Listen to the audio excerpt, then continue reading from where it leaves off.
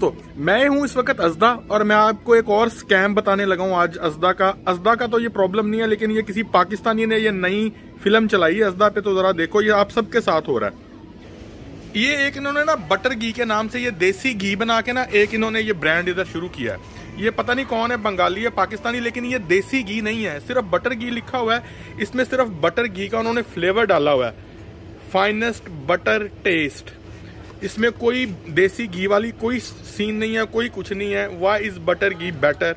ये 1 kg इन्होंने सिर्फ 375 का लगाया और लोग भाग भाग के लेते हैं, लेकिन ये बनास्पति घी है।